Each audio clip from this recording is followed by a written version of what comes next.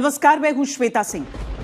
देश में मानसून आए लगभग 2 महीने होने वाले हैं, लेकिन बारिश का मिजाज भारत में इस समय बहुत असंतुलित है। वैज्ञानिकों के अनुसार 27 जुलाई तक पूरे देश में 16% बारिश की कमी दर्ज की गई, लेकिन इसके बावजूद असम में, हिमाचल, जम्मू कश्मीर, गुजरात, महाराष्ट्र जैसे राज्यों में बाढ़, फ्लैश फ्लड, भूस्खलन ने तबाही मचा रखी। आखिर ऐसा कैसे हो सकता है कि बारिश कम भी हो रही है और बाढ़ भी आ जाए? हम देश भर में बाढ़ की बेहद खतरनाक तस्वीरें तो आपको दिखाएंगे ही, साथ ही ये भी बताएंगे कि कुदरत के वो कौन से फैक्टर हैं जो इस भयानक तबाही के लिए जिम्मेदार है। अभी कुछ राज्यों में कुछ दिनों के लिए अच्छी खासी बारिश हुई है, लेकिन अगर हम देश का औसत देखें तो वो अभी भी लगभग जो सामान्य से कम ही है। मानसून है वो डेफिसिट है। जब जुलाई खत्म हुआ तो 13% के डेफिसिट पर खत्म हुआ है।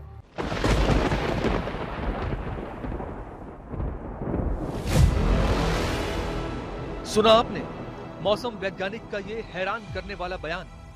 बारिश इस साल कम हो रही है, देश भर में बारिश कम हो रही है।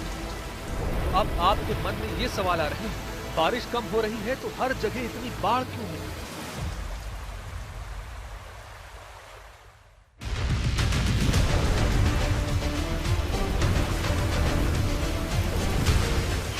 बूंदें कम बरस रही हैं, तो फिर तबाही का ये आलम क्यों है?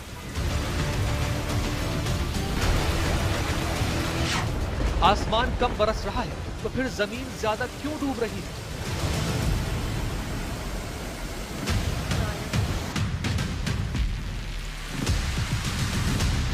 बारिश का रिकॉर्ड नहीं टूट रहा तो सैलाब का रिकॉर्ड कैसे टूट रहा है? अगर बारिश कम हो रही है तो नदियां उफान पर क्यों?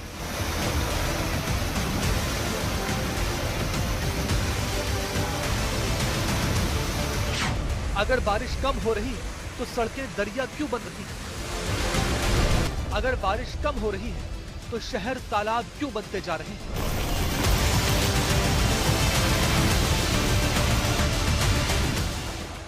देश भर में 16% कम बारिश हुई तो आधा भारत डूबा क्यों? दक्षिण भारत में 29% कम बारिश हुई तो केरल में तबाही क्यों? पूर्वोत्तर भारत में 30% बारिश कम हुई तो असम बाढ़ से लाचार क्यों? उत्तर पश्चिम भारत में 10% बारिश की कमी तो गुजरात बेबस क्यों?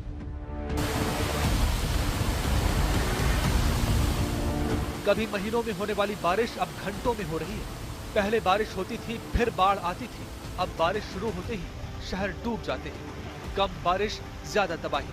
क्या ये क्लाइमेट चेंज का असर है या हमारे शहरों और नदियों के साथ हुई छेड़छाड़ का नतीजा?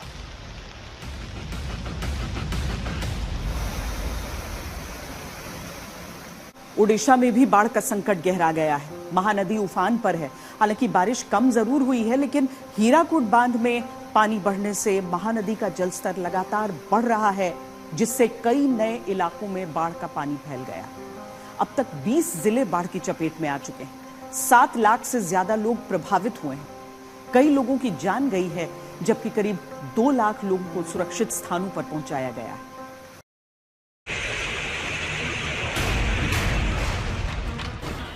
भयंकर बारिश के कारण ओडिशा में हालात चिंताजनक बने हुए हैं। महानदी का बढ़ता जलस्तर निचले इलाकों में लोगों के जीवन की मुश्किलें बढ़ा रहा है। करीब 20 जिले ऐसे हैं जो बाढ़ के हालात से जूझ रहे हैं। कई पुल और सड़कें पानी में समा चुके हैं। कई गांवों का संपर्क पूरी तरह से टूट चुका है।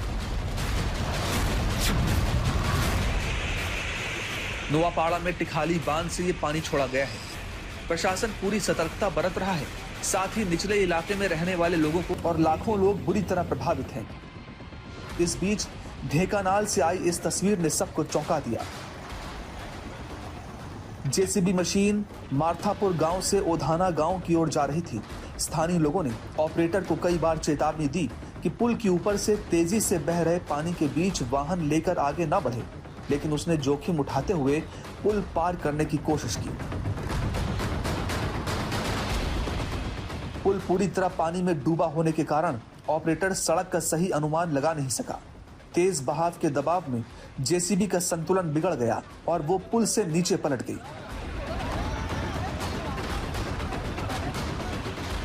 स्थिति की गंभीरता को भांपते हुए ऑपरेटर तुरंत केबिन से बाहर निकल आया और धीरे धीरे पानी में समा रही मशीन के ऊपर चढ़कर अपनी जान बचाने की कोशिश करने लगा। ऑपरेटर की तो जान बच गई, लेकिन जेसीबी मशीन तेज बहाव के कारण नदी में समा गई।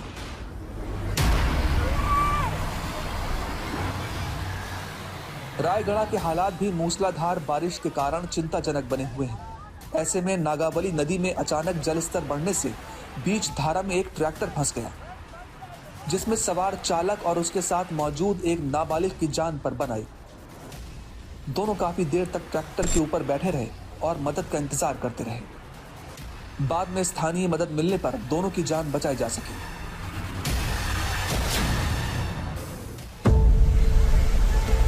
ओडिशा के जाजपुर की ये तस्वीरें रोंगटे खड़े करती हैं। साफ देखा जा सकता है कि कैसे गांव और आसपास का हिस्सा पानी में समा चुका है और धीरे धीरे तेज बहाव बाकी हिस्सों को भी निगल रहा है। कई लोगों के घर इस तेज बहाव में बह गए। असहाय लोग सुरक्षित स्थानों पर जैसे तैसे जिंदगी गुजारने को मजबूर हैं। आने वाले वक्त में और तेज बारिश का अनुमान है, जिसको लेकर प्रशासन भी सतर्क है। लगभग इस घाई की वजह से 20-30 हजार लोग इफेक्ट हुए। जाजपुर से ही एक और तस्वीर आई, जिसने ये साबित कर दिया कि हौसले मजबूत हों तो इरादे टलते नहीं। गांव जलमग्न है, सड़क संपर्क पूरी तरह टूट चुका है। ऐसे में एक दूल्हा अपनी बारात के साथ बाढ़ के पानी को चीरते हुए मोटर चलित देसी नाव में दुल्हन के गांव पहुंचा और एक सामान्य शादी को असाधारण सफर में बदल दिया।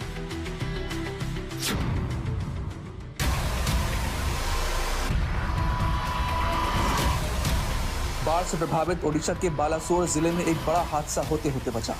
लगातार बारिश और आसपास की नदियों के जलस्तर में चढ़ावे के कारण सड़क के ऊपर से तेजी से पानी बह रहा था। चेतावनियों के बावजूद एक स्कूटी सवार ने इस डूबे हुए मार्ग को पार करने की कोशिश की। कुछ ही क्षणों में तेज बहाव ने स्कूटी का संतुलन बिगाड़ दिया और स्कूटी समेत सवार बाढ़ के पानी में बह गया। प्रत्यक्षदर्शियों ने तुरंत शोर मचाकर मदद की गुहार लगाई, क्योंकि स्कूटी सवार तेज बहाव में खुद को संभालने के लिए संघर्ष कर रहा था। बाढ़ प्रभावित क्षेत्र में पहले से राहत एवं बचाव कार्य में तैनात एनडीआरएफ की टीम ने तुरंत मौके पर पहुंचकर स्कूटी सवार को सुरक्षित बाहर निकाल लिया। बचाए गए शख्स को चोटें आईं, लेकिन उसकी जान बच गई। स्कूटी पानी की धार में समा गई। बालासोर के कई इलाके जल भराव की दिक्कतों से भी जूझ रहे हैं। जगह जगह गाड़ियां बंद हैं, जिससे जाम की स्थितियां हैं और लोग जैसे तैसे अपने काम पर निकल रहे हैं। पुरी क्षेत्र में भी बाढ़ का पानी बड़ी मुश्किलें खड़ी कर रहा है। मूसलाधार बारिश से दया नदी पूरे उफान पर आ गई और कनास क्षेत्र में बाढ़ की स्थिति बन गई। सालनी का नदी जो है, उसका जो बांध था, ऊपर का पानी नहीं आने का जो बांध दिया जाता है, वो था, उसको काट दीजिए, आदमी काट के बेच दिए, इसीलिए पानी घुस रहा है गांव को। उसका कोई बंदोबस्त नहीं है। भद्रक जिला सबसे अधिक प्रभावित है। सानदी नदी का जलस्तर बढ़ने से हालात बेकाबू बनते दिख रहे हैं। गलियां और सड़कें सब तालाब बन गई। इस क्षेत्र में पड़ने वाले मंत्री महोदय का घर भी इसकी चपेट में आ गया। टीटलागढ़ में हालात और भी खराब है।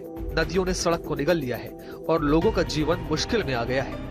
प्रशासन लगातार नजर बनाए हुए है और किसी अनहोनी को रोकने के लिए बचाव दल भी लगातार गश्त कर रहे हैं। असम इस वक्त भयानक बाढ़ की तबाही से दो चार हो रहा है।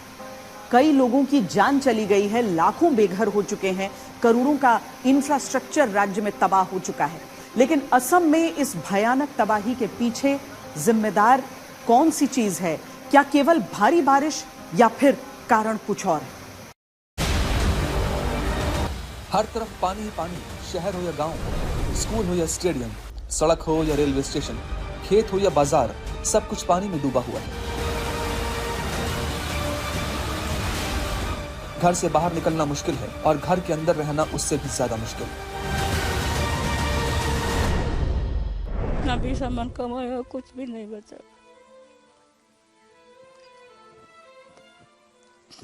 कुछ भी नहीं बचा है भैया लोग।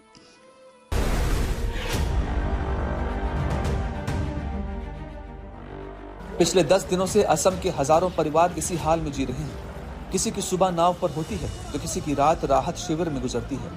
पीने का पानी मुश्किल से मिल रहा है, खाने का कोई भरोसा नहीं है, बिजली गायब है और हर दिन एक नई चुनौती है।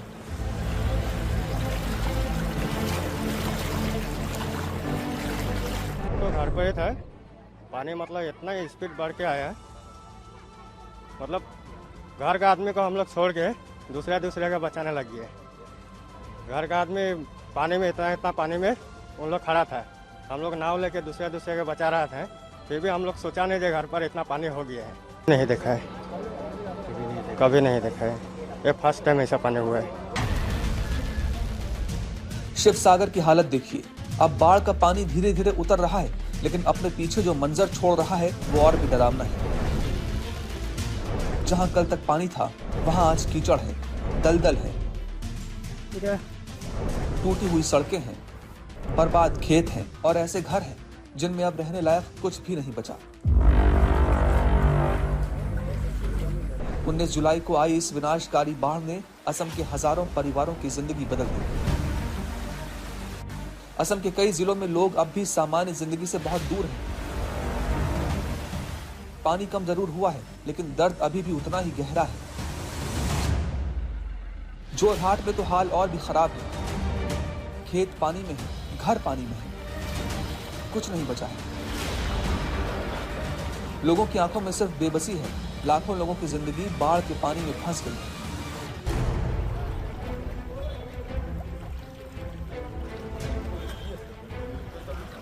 तो मोहल्ले हम लोग में ऐसे लड़का बच्चा को निकलते मैंने पूरा पानी हो गया एकदम। तो गरू गाय छगली बच्चा लोग मैंने निकलने नहीं सका, सब चला गया। खाली हम लोग आदमी लोग के बच्चा मैंने सब चला गया। घर के जितना सामान रहा सब खत्म हो गया। अगर हम लोग का 6 नाव अगर नहीं रहता है तो आज के डेट में जैसा कि आप देख रहे हैं कि गाय और बकरी जैसे मरे पड़े हुए हैं, तो वैसा ही बोलना तो नहीं चाहिए, तो वैसा ही परिस्थिति हो जाता इंसानों का। इस बाढ़ में किसी का घर बह गया, किसी की दुकान उजड़ गई। कई गांव अब चारों तरफ पानी से घिरे छोटे छोटे टापू बन चुके हैं। शिव सागर, गोलाघाट, जोरहाट, नगांव और चराई देव सबसे ज्यादा प्रभावित जिले हैं। करीब 379 गांव बाढ़ के पानी में डूब चुके हैं। लगभग 1,92,799 लोग इस बाढ़ से प्रभावित हैं।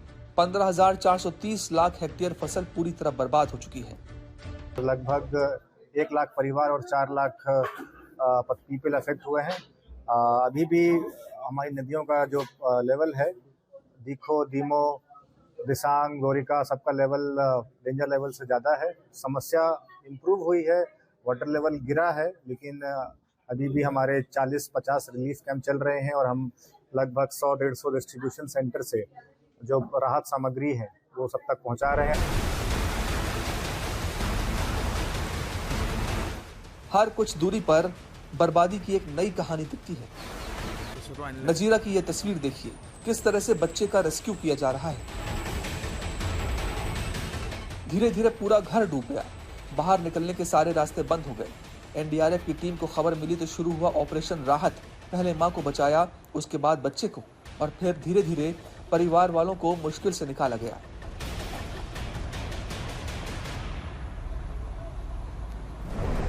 लोगों को सुरक्षित निकालना सबसे बड़ी चुनौती बन गया है। असम के कई गांवों में अब नाव ही लोगों का सहारा है। एनडीआरएफ, सेना और कोस्ट गार्ड की टीमें लगातार राहत और बचाव में जुटी हैं, लेकिन बाढ़ इतनी बड़ी है कि हर जरूरतमंद तक पहुंचना आसान नहीं है।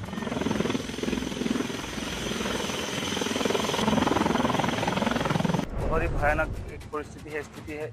लोगों का खाने के लिए तरस रहे लोग, तो इसीलिए हम लोग जितना हो सके लोगों के साथ, हम खुद भी और जो एनजीओ लोग आ रहा है समाज के जो मदद करने के लिए, लोगों को बसाने के लिए जो लोग आ रहे हैं, कुछ खाने को लिए दे रहे हैं, ये सब जुटा के हम लोग लोगों के पास में आ रहे हैं, सबको मदद कर रहे हैं।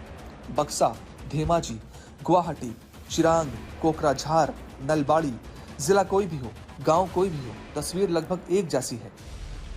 इस बाढ़ में 80 से ज्यादा लोगों की मौत हो चुकी है। 19 जुलाई को इस तरह से ब्रह्मपुत्र का जलस्तर बढ़ा कि लोगों को बचने का वक्त तक नहीं मिला। 24 घंटे में घरों का नजारा बदल गया। लोग अपना सब कुछ छोड़कर सुरक्षित जगहों पर चले गए। लेकिन सबसे बड़ा सवाल ये है कि आखिर इस बार असम में बाढ़ इतनी भयानक क्यों हुई? एक एक करके वजहों का विश्लेषण करते हैं। वजह नंबर 1, रिकॉर्ड तोड़ बारिश। 18-19 जुलाई को नागालैंड के वोखा, मोकोंगचुंग, मोन और असम के चराई देव में सामान्य से कई गुना अधिक बारिश हुई। चराई देव में 436% और मोकोंगचुंग में 493% अधिक वर्षा दर्ज की गई। लगभग 8-9 घंटे में 137 मिलीमीटर बारिश हुई, जिससे पहाड़ों में भूस्खलन और नदियों में अचानक उफान आ गया।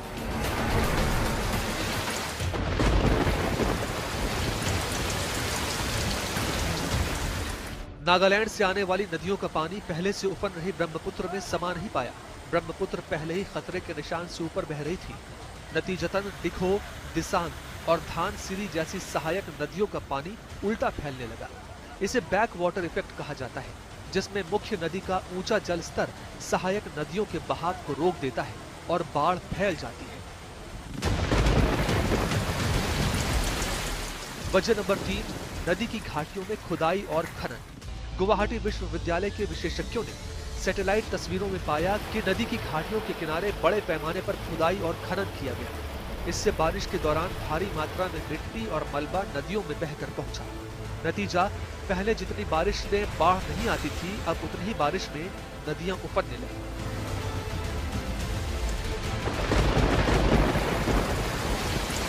वजह नंबर 4, वनों की कटाई ने बढ़ाया खतरा। जंगल प्राकृतिक स्पंज की तरह काम करते हैं। ये बारिश के पानी को कुछ समय तक रोककर उसे जमीन में समाने का मौका देते हैं। इसे इनफिल्ट्रेशन अपॉर्चुनिटी टाइम कहा जाता है। लेकिन जहां जहां जंगल काट दिए गए, वहां पानी तेजी से ढलान से नीचे बहा। इसके साथ भारी मात्रा में मिट्टी भी नदियों में पहुंची।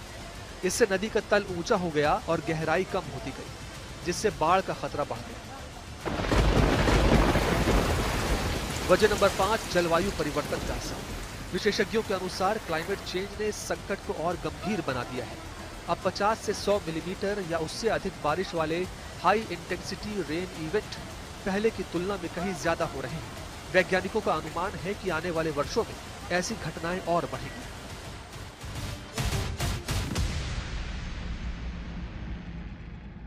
कुछ राज्यों का हाल हमने आपको दिखाया। इसके साथ ही देश के बाकी हिस्सों में भी इस समय किस तरह की परिस्थितियां हैं, वो अब दिखाते हैं।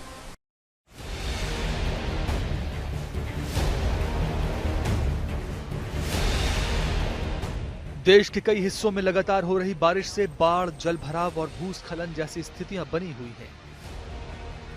मौसम विभाग ने कई राज्यों में भारी से बहुत भारी वर्षा की चेतावनी जारी की है। केरलम में बारिश से जनजीवन बुरी तरह प्रभावित हुआ है, जहां राहत शिविरों में हजारों लोगों को सुरक्षित पहुंचाया गया है। गुजरात के कई इलाके अब भी भारी बारिश के बाद उपजी परिस्थितियों से जूझ रहे हैं। जम्मू कश्मीर में कई जगह बारिश से हाल बेहाल है।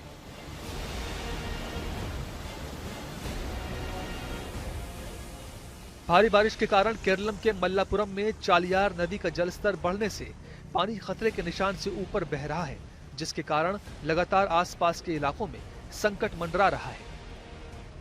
केरलम के ही किन्नूर में पड़ने वाले श्रीकंदपुरम नगर का ये हाल देखिए, जहां तक नजर जाती है बस पानी ही पानी। चौक, चौराहे, गलियां, मकान, दुकान सब पानी की चपेट में है। गाड़ियों को बड़ी सावधानी से भरे हुए पानी के बीच से निकाला जा रहा है। उस पर से मौसम और बारिश का संकेत दे रहा है। इडुक्की क्षेत्र में वन्नापुरम चेलाकोड हाईवे की हालत भूस्खलन के कारण खस्ता हो गई।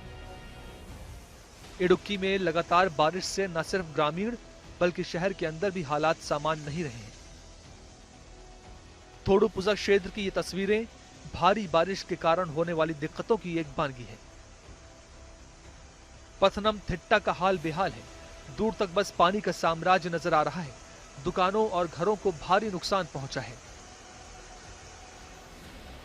राजौरी इलाके में नदियों का जलस्तर बढ़ने के बाद चिंताजनक हालात है। पानी का सैलाब समंदर की तरह रिहायशी इलाकों के बीच ऐसे बह रहा है जैसे जो रास्ते में आएगा उसे साथ बहा ले जाएगा। कटरा रियासी हाईवे पर भारी बारिश के कारण अचानक से पहाड़ी ढह गई और पूरा रास्ता बंद हो गया, लेकिन लैंडस्लाइड की जो तस्वीरें हैं वो रोंगटे खड़ी कर देने वाली हैं। त्रास के पास मीनामर्ग इलाके में एक गाड़ी पानी की धार के बीच में आकर फंस गई। पुलिस प्रशासन ने मिलकर बड़ी मुश्किल से कार को पानी से बाहर निकाला। सोनमर्ग के सरबल क्षेत्र में भी अचानक ऊंचे स्थानों से तेजी से नीचे आता पानी किसी भी समय बड़े हादसे की शक्ल ले सकता है। करगिल के चिकतन इलाके में कई घर पानी के तेज बहते सैलाब के सामने तिनके की तरह फंसे हुए हैं। सफपोरा में बादल फटने से अचानक हालात बेकाबू हो गए।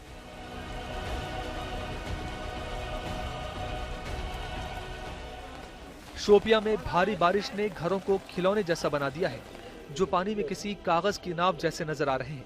पानी इतना भर चुका है कि मकानों की खिड़कियों तक पहुंच चुका है। साबरकांठा के इडर इलाके में 1 घंटे में 2 इंच बारिश होने पर शहर के बीचों बीच गुजरने वाली डेबोल नदी अचानक उफान पर आ गई और तेज बहाव में एक कार को बहाकर ले जाने की डरावनी तस्वीर सामने आई है। गुजरात में सबसे ज्यादा बेकाबू हालात खेड़ा जिले के वसो इलाके से हैं, जहां महज 24 घंटे में 17 इंच से भी ज्यादा मूसलाधार बारिश ने तबाही मचा दी है। वसो गांव की स्थिति बेहद चिंताजनक है, जहां मुख्य बाजार से लेकर रिहायशी इलाकों तक सिर्फ और सिर्फ पानी का कब्जा है।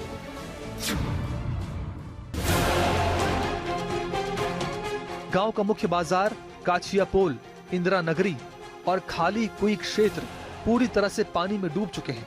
यहां तक कि पंचायत ऑफिस, सरकारी स्कूल भी जलमग्न है।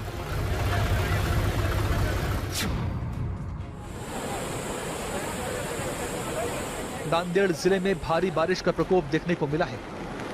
नदियां और नाले उफान पर हैं। गढ़चिरौली के खेड़े गांव में, जलगांव जिले के अमलनेर में बाढ़ के कारण भालेराव नगर में 1 महीने के बच्चे समेत एक परिवार घर में पानी घुसने के बाद अपनी जान बचाने के लिए संघर्ष कर रहा था। फायर ब्रिगेड और हेल्थ वर्कर्स ने बड़ी कोशिश करके बच्चे और परिवार को सुरक्षित जगह पर पहुंचाया। रेस्क्यू की इन तस्वीरों ने हर किसी को भावुक कर दिया, क्योंकि पूरा शहर बाढ़ की ऐसी चपेट में है कि मकानों की दूसरी मंजिल तक पानी आ चुका है। खेत, खलिहान, मंदिर सब पानी में डूब रहे हैं।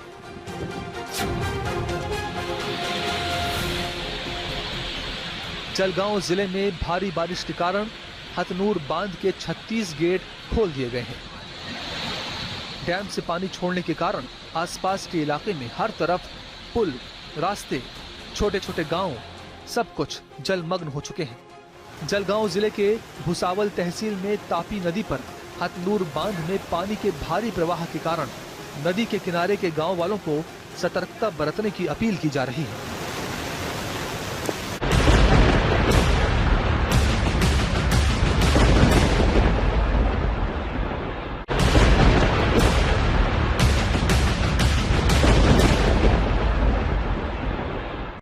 2026 का मॉनसून इस बार बेहद असामान्य नजर आ रहा है। 27 जुलाई तक पूरे देश में सामान्य से 16% कम बारिश दर्ज की गई है। सबसे ज्यादा असर पूर्वी और पूर्वोत्तर भारत पर पड़ा है, जहां 30% तक बारिश की कमी रिकॉर्ड की गई। लेकिन हैरानी की बात यह है कि बारिश कम होने के बावजूद देश के कई राज्यों में भयानक बाढ़ से तबाही हुई है। मौसम वैज्ञानिकों के अनुसार इस बार मॉनसून के अस्थिर मिजाज के पीछे कई वजह एक साथ काम कर रही हैं।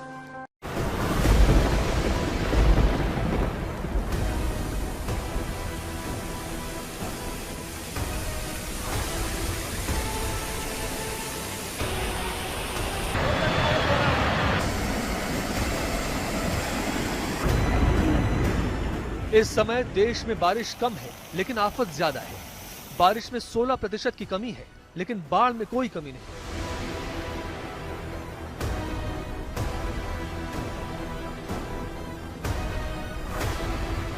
दक्षिण पश्चिम मानसून 4 जून को भारत पहुंच चुका था, लेकिन इसकी चाल थोड़ी हिचकोले खाती रही है। कभी कई दिन तक बारिश गायब हो जाती है और फिर अचानक कुछ घंटों में आसमान मानो फट पड़ता है। जानते हैं इसको क्या कहते हैं? इसे मौसम का एक्टिव और ब्रेक फेज कहते हैं। वैसे तो ये सामान्य प्रक्रिया है, लेकिन इस बार चिंता की बात यह है कि बारिश का दौर बेहद हिंसक होगा। जैसा हमने पहले भी बताया था, मौसम विभाग के मुताबिक 27 जुलाई तक देश में सामान्य से 16% कम बारिश हुई है। पूर्वी और पूर्वोत्तर भारत में 30% कम बारिश दर्ज हुई। दक्षिण भारत में 29% की कमी रही। उत्तर पश्चिम भारत में 10% और मध्य भारत में 4% बारिश कम हुई।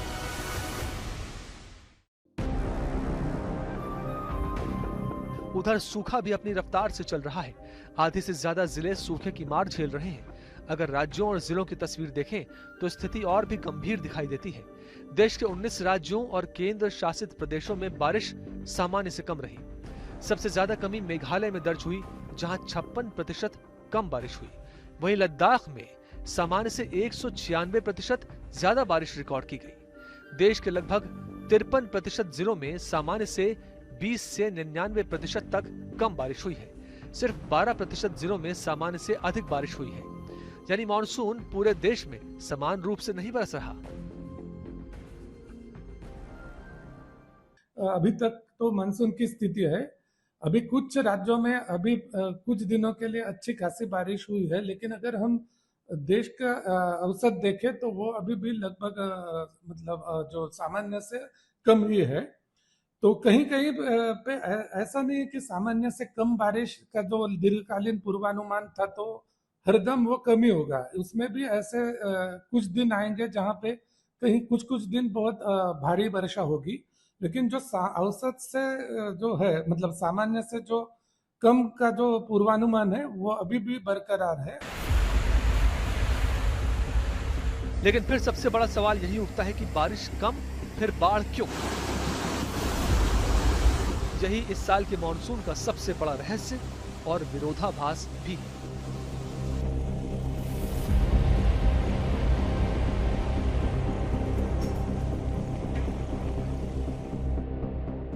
असम में अब तक सामान्य से 30% कम बारिश हुई है, लेकिन वहां 12 जिले बाढ़ की चपेट में हैं। 850 से ज्यादा गांव प्रभावित हैं और 7 लाख से ज्यादा लोग बाढ़ से जूझ रहे हैं।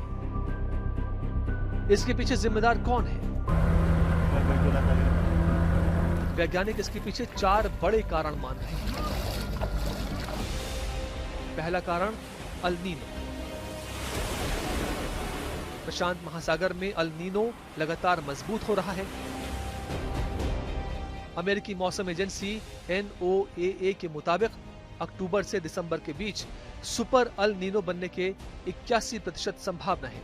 अल नीनो आमतौर पर भारत के मानसून को कमजोर करता है, यानी बारिश कम कर देता है।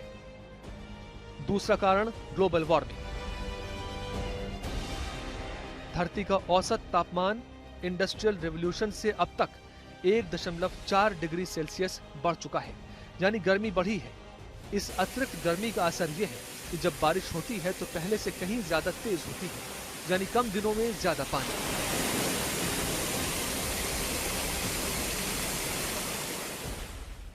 तीसरा कारण वेस्टर्न डिस्टर्बेंस। आमतौर पर पश्चिमी विक्षोभ सर्दियों में सक्रिय रहते हैं, लेकिन 2025 और 2026 में ये मानसून के दौरान भी लगातार सक्रिय है। जब इनकी मुलाकात मानसून की नमी से होती है तो हिमालयी राज्यों में बादल फटने, भूस्खलन और फ्लैश फ्लड जैसी घटनाएं बढ़ जाती हैं। जम्मू कश्मीर और हिमाचल प्रदेश इसका सबसे बड़ा उदाहरण है। चौथा कारण मानसून की प्राकृतिक अनिश्चितता। मानसून कभी भी पूरी तरह स्थिर नहीं होता, लेकिन इस बार प्राकृतिक उतार चढ़ाव, अल नीनो, वेस्टर्न डिस्टर्बेंस और ग्लोबल वार्मिंग चारों मिलकर मौसम को और ज्यादा अस्थिर बना रहे हैं। हमारा जो दीर्घकालीन पूर्वानुमान था कि औसत से कम बारिश होगी, लेकिन इसका मतलब ये नहीं कि पूरा ही जो 4 महीने हैं मानसून के, जून से सितंबर, उसमें पूरे ही कम बारिश होगी। उसमें ऐसे भी कुछ स्पेल्स आएंगे, जैसे अभी सिनॉप्टिक स्केल सिस्टम बना, जैसे डिप्रेशन, लो प्रेशर एरिया बना, तो वो कुछ दिनों के लिए उस राज्य में अच्छी खासी वर्षा देगा। तो उसके चलते कहीं कहीं कुछ दिन के लिए अच्छी बारिश होगी, कुछ दिन के लिए बाढ़ जैसी स्थिति भी कुछ राज्यों में बन सकती है। मौसम विभाग का अनुमान है कि अगस्त में मानसून फिर सक्रिय हो सकता है। पूर्वी तट पर बना डीप डिप्रेशन देश के भीतर आगे बढ़ सकता है और कई राज्यों में फिर भारी बारिश का दौर शुरू हो सकता है। अरब सागर के ऊपर बह रही हवाएं तय कर रही हैं कि आने वाले दिनों में बिहार में कितनी खतरनाक स्थिति बाढ़ की हो सकती है, असम में पानी का कहर कितना बढ़ेगा और देश के किस हिस्से में आसमान आफत बनकर बरसेगा। इस वक्त भारत में एक नहीं, दो नहीं, बल्कि 7 मौसमी सिस्टम एक साथ काम कर रहे हैं।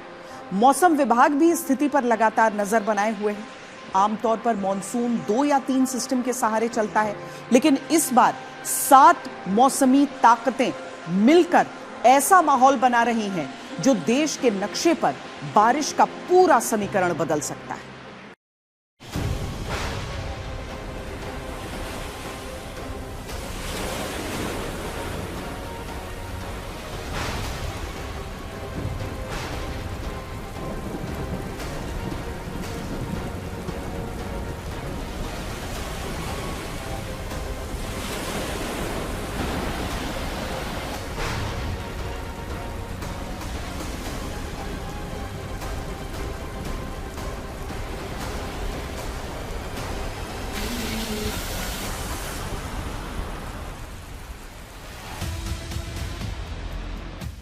सोमाली जेट का नाम सुना है आपने?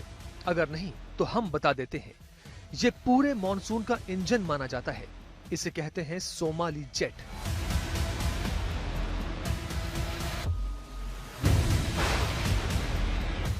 इसे तूफान मत समझिए, बल्कि समुद्र की सतह से करीब 1.5 किलोमीटर ऊपर बहने वाली तेज हवाओं की एक सकरी सी पट्टी कह सकते हैं। लेकिन यही सकरी पट्टी इस साल भारत में कितनी बारिश होगी ये तय कर रही है। इसकी शुरुआत मेडागास्कर के पास होती है, फिर ये सोमालिया के तट से भूमध्य रेखा को पार करते हुए अरब सागर में प्रवेश करती है और सीधे भारत के पश्चिमी तट तक पहुंचती है। अरब सागर से भारी मात्रा में नमी उठाकर भारत तक लाती है। यही नमी बाद में बादलों में बदलती है और बारिश बनकर बरसती है। आईएमडी का अनुमान है कि इस हफ्ते सोमाली जेट और मजबूत होगी, यानी मॉनसून को और ज्यादा ईंधन मिलेगा। सोमालिया जेट जो है वो एक तरह से पश्चिमी हवाएं हैं जो पहले तो वो ईस्ट से सोमालिया की तरफ जाती हैं और वहां से टर्न होती हैं और ये भारत की तरफ आती है। तो भारत के पश्चिमी तट पर इनका काफी असर होता है और ये मानसून के ऑनसेट में काफी ज्यादा सहायक होती है। अगर सोमालिया जेट स्ट्रॉन्ग है तो पश्चिमी तट पर मानसून एक्टिव हो जाता है और काफी अच्छी बारिश होती है। इस बार जो पश्चिमी तट पर मानसून काफी लेट आया और काफी ज्यादा एक्टिव नहीं हुआ, खास करके मुंबई और उसके आसपास के इलाकों तक हमने देखा कि मानसून काफी देरी से पहुंचा, तो उस समय सोमालिया जेट स्ट्रीम काफी ज्यादा कमजोर पड़ी। मॉनसून का सबसे ताकतवर खिलाड़ी डीप डिप्रेशन यानी गहरा निम्न दबाव क्षेत्र। जब किसी इलाके में एयर प्रेशर कम हो जाता है तो चारों ओर से हवाएं उसी ओर दौड़ती हैं, ऊपर उठती हैं, बादल बनते हैं और मूसलाधार बारिश शुरू हो जाती है। ये सिस्टम 27 जुलाई के आसपास बंगाल की खाड़ी में बना, पश्चिम बंगाल और ओडिशा के तट से टकराया और अब विदर्भ होते हुए गुजरात की ओर बढ़ रहा है। आईएमडी ने गुजरात में आने वाले समय में भारी बारिश की चेतावनी दी है। जब बंगाल की खाड़ी में कोई भी वेदर सिस्टम जैसे कि लो प्रेशर एरिया बना तो वो धीरे धीरे मजबूत होता है, डिप्रेशन बनता है, डीप डिप्रेशन बनता है। जैसे कि अभी हमने देखा कि ये जो लो प्रेशर एरिया था ये विदर्भ और छत्तीसगढ़ के आसपास आकर के डीप डिप्रेशन बना, तो ये मानसून को एक्टिव करता है। जब ये पश्चिम से पूर्व से पश्चिम की तरफ आता है, बंगाल की खाड़ी से जब अंदर की तरफ आता है तो इसका जो असर है वो भारी बारिश के रूप में दिखाई देता है। विशेषकर आपने देखा होगा कि ओडिशा में लगातार भारी बारिश हो रही थी, छत्तीसगढ़, विदर्भ, मध्य प्रदेश, उसके बाद गुजरात और राजस्थान में इसका असर हुआ।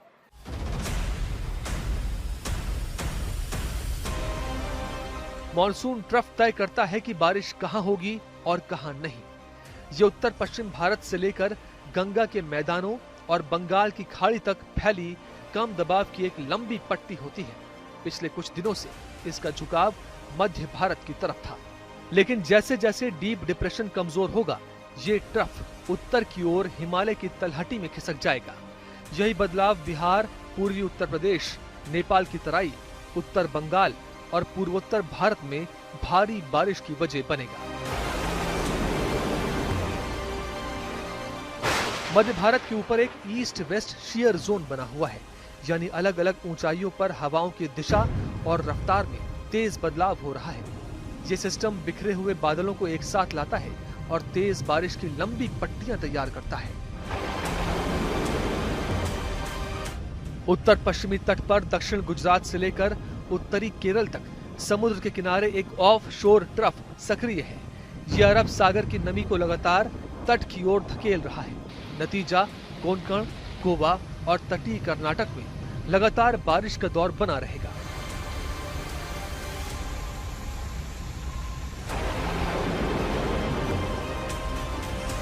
उत्तर भारत में एक और मिडिल ऑर्डर बैट्समैन सक्रिय है जो हमेशा नॉट आउट रहता है, वेस्टर्न डिस्टर्बेंस यानी पश्चिमी विक्षोभ। यह भूमध्य सागर से आने वाला सिस्टम है जो पंजाब और हरियाणा के ऊपर साइक्लोनिक सर्कुलेशन के रूप में मौजूद है। जब इसकी मुलाकात मॉनसून की नमी से होती है तो हिमाचल और उत्तराखंड में बारिश कई गुना बढ़ जाती है। यही वजह है कि इन पहाड़ी राज्यों में भूस्खलन और अचानक बाढ़ का खतरा बढ़ गया है।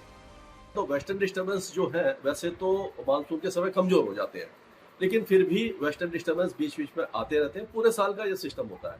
मेडिटेरेनियन सी से जब बादल उठते हैं तो वो पश्चिम से पूर्व की तरफ चलते हैं और जब पहाड़ों पर पहुंचते हैं तो उस समय बारिश देते हैं, खास करके सर्दियों में स्नोफॉल देते हैं। और जब गर्मियां आती हैं मानसून से पहले वो अपर लैटिट्यूड में शिफ्ट हो जाते हैं। लेकिन फिर भी फीबल वेस्टर्न डिस्टर्बेंस जब आते हैं तो वो मानसून की सर्ज को एक्टिव कर देते हैं। अगर मानसून ट्रफ नॉर्थ में है और वेस्टर्न डिस्टर्बेंस का जो मेल होता है उसके कारण ये एक्टिव हो जाता है और जो बारिश है वो उत्तर भारत में और पहाड़ों पर शुरू हो जाती है।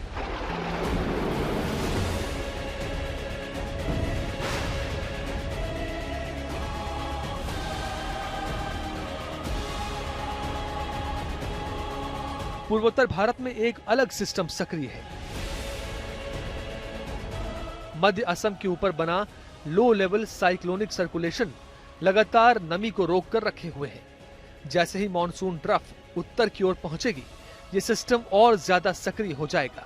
यही वजह है कि ऊपरी असम और पूरे पूर्वोत्तर में बाढ़ का खतरा सबसे ज्यादा माना जा रहा है।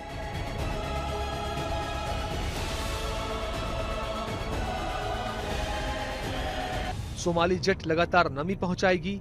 डीप डिप्रेशन गुजरात, महाराष्ट्र, मध्य प्रदेश और पूर्वी राजस्थान में भारी बारिश कराएगा। इसके बाद मॉनसून ट्रफ उत्तर की ओर खिसकेगा। अगस्त के पहले हफ्ते में बिहार, पूर्वी उत्तर प्रदेश, नेपाल की तराई, उत्तर बंगाल और पूर्वोत्तर भारत में बारिश तेजी से बढ़ने लगेगी।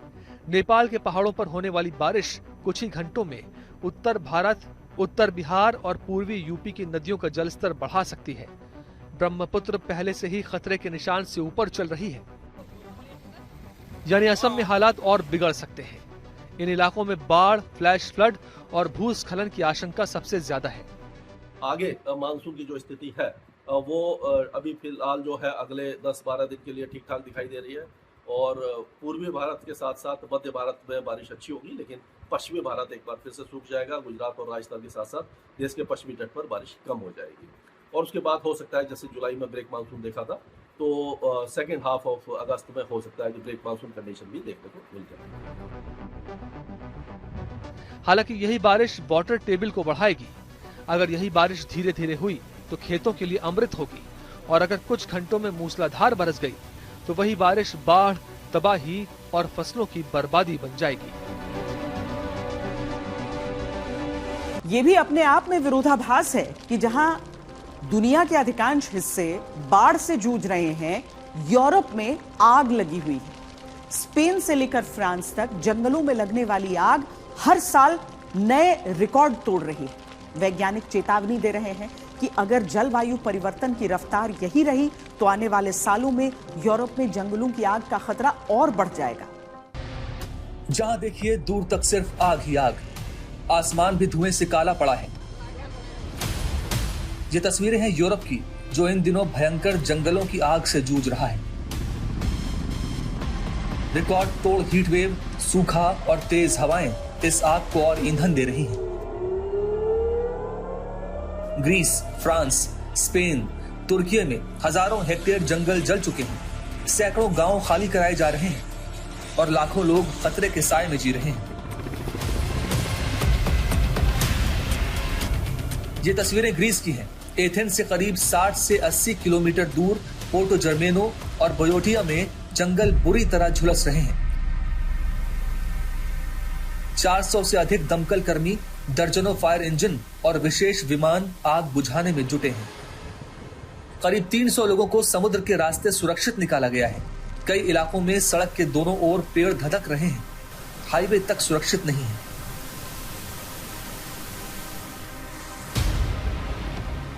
फ्रांस में इस साल जंगल की आग ने अब तक के सभी रिकॉर्ड तोड़ दिए हैं। 29 जुलाई तक करीब 91,000 हेक्टेयर जंगल जल चुके हैं। फ्रांस के गृह मंत्रालय के अनुसार इस साल अब तक 308 लोगों को आग लगाने के संदेह में हिरासत में लिया गया है।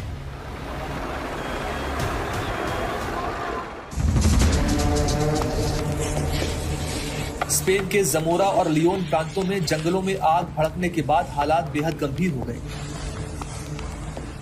1300 से अधिक लोगों को सुरक्षित स्थानों पर भेजा गया। सेना की मिलिट्री इमरजेंसी यूनिट भी आग बुझाने के अभियान में लगी रही।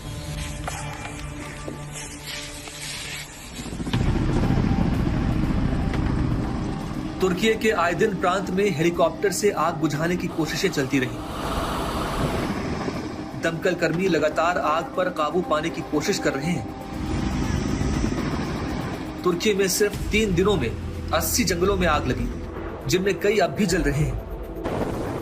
तेज हवाओं और बेहद कम नमी के कारण आग तेजी से फैल रही है। पूरे यूरोप में हालात गंभीर हैं।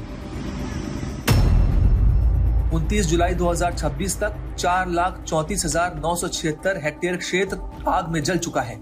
ये पिछले साल के रिकॉर्ड और पिछले 20 वर्षों के औसत दोनों से कहीं ज्यादा है। इस साल अब तक 1407 जंगलों की आग दर्ज की जा चुकी है।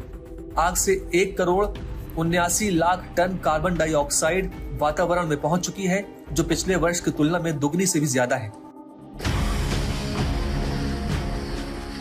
अब सवाल यह है कि आखिर इतनी भीषण आग क्यों लग रही है?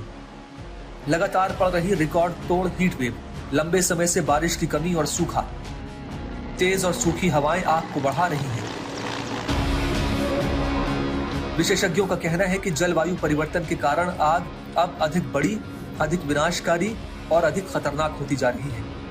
अगर वैश्विक तापमान इसी तरह बढ़ता रहा तो ये जंगल की आग सामान्य घटना बन जाएगी।